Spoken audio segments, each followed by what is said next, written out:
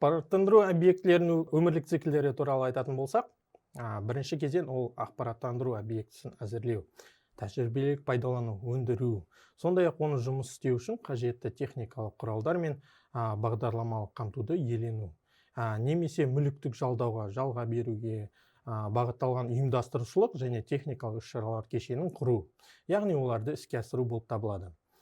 Бұдан әрі өнеркәсіптік пайдалану кезеңі. Бұл кезең ақпараттандыру объектісін техникалық құжаттамада немесе нормативтік техникалық құжаттамада жазылған мақсаттарға, міндеттерге немесе талаптарға сәйкес штаттық режимде пайдалану болып табылады.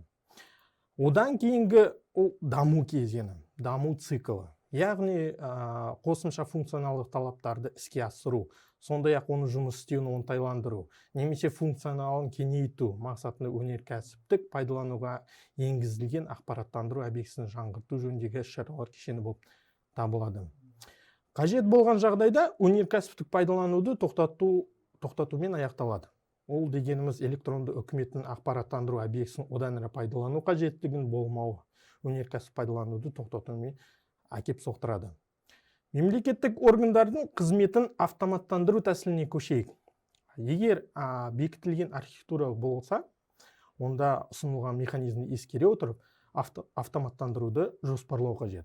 Егер бекітілген архитектура болмаса, онда алдымен IT нарығында жоспарланған қызметті автоматтандыру кезеңін талқылау, содан кейін қызметті автоматтандыру қажеттілігі туралы уәкілетті органмен келісу қажет етіледі.